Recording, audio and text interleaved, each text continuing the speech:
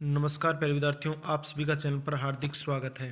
प्यारे विद्यार्थियों, कक्षा 11 के इतिहास विषय का अर्धवार्षिक परीक्षा पत्र अर्धवार्षिक परीक्षा का प्रश्न पत्र है, ओरिजिनल प्रश्न पत्र है। इसको हम पढ़ना शुरू करें उससे पहले आप वीडियो को लाइक कर दीजिए।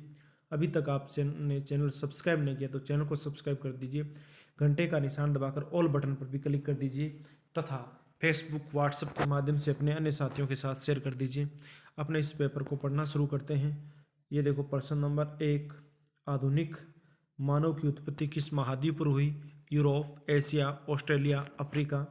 दूसरा, मेसोपोटामिया वर्तमान में किस देश का भाग है? प्रश्न नंबर 3, कुरान शरीफ कितने अध्यायों में विभाजित है? प्रश्न नंबर 4, ऑगस्टस कौन था? रोम का सेनापति, बिशप, रोम का सम्राट, प्रधानमंत्री। प्रश्न नंबर 5, लॉर्ड का घर कहलाता था? लॉर्ड का घर कहलाता था राजमहल, वेसल, किला, मैनर। अब देखो प्रश्न नंबर 6, 7 और 8, मानव विकास रेगिस्तान रूप में हुआ। प्रश्न नंबर 7, शहरी जीवन की शुरुआत रेगिस्तान में हुई। 8, रेगिस्तान ने 661 ईस्वी में अपने आप को अगला खलीफा घोषित कर उम्मयद वंश की स्थापना की। डिस्क्रिप्शन में WhatsApp group, Facebook page, Instagram, Twitter, Telegram channel का लिंक दिया गया है जिस पर क्लिक करके आप हमारी सोशल साइट से जुड़ सकते हैं। अगले रेगिस्तान देखो, फ्रांस के शासकों का लोगों से जुड़ाव रेगिस्तान प्रथा के कारण था। प्रश्न नंबर 10, रोमन साम्राज्य में स्त्रियों की रेगिस्तान स्थिति काफ़ी सुदृढ़ थी। प्रश्न नंबर आगे देखो 11 से 15, सत्य और असत्य जानना है आपको। मेसोपोटामिया की सबसे पुरानी ज्ञात भाषा अकदी थी। होमो प्राज्ञ मानव था। सुमेर के व्यापार की पहली घटना को एन मरकर के साथ जोड़ा जाता है। 14, इटली के सिवाय रोमन साम्राज्य के सभी क्षेत्र प्रांतों में बंटे हुए थे। प्रश्न नंबर 15, होमिनाइड की उत्पत्ति 56 लाख वर्ष पहले हुई। आप इन प्रश्नों के उत्तर अपने पुस्तक में देख लीजिए। हमारे पास इनके उत्तर नहीं है क्योंकि हमारे पास इतिहास के व्याख्याता नहीं है और जो थे वो व्यस्त है अपनी परीक्षाओं में।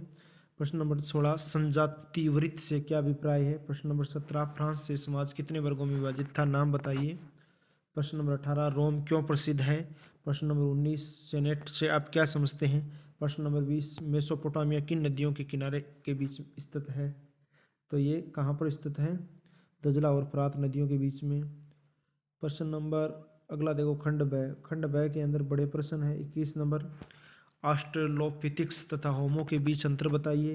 प्रश्न नंबर 22, शहरीकरण के महत्व को स्पष्ट करो। अब देखो आगे है 23 से, यूरोप में मध्यकालीन मठों का क्या कार्य था? 24, आभासी क्रांति से आपका क्या तात्पर्य है? प्रश्न 25, खलीफाओं के शासनकाल में इस्लामी राज्य के विस्तार का वर्णन करो। प्रश्न नंबर 26, रोमन साम्राज्य में स्थापित गणतंत्र शासन व्यवस्था के बारे में बताइए। प्रश्न नंबर 27, देखो रोमन साम्राज्य से सेना के महत्व को स्पष्ट करो। अब देखो अगला 200 शब्दों में डालना है और 3-3 नंबर का है। 28वां, विश्व को मेसोपोटामिया सभ्यता की क्या देन है? 29वां, आधुनिक मानव के उद्भव के बारे में क्षेत्रीय नृत्यता मॉडल व प्रतिस्थापन मॉडल की विवेचना कीजिए। अब आगे आपके पास खंड द।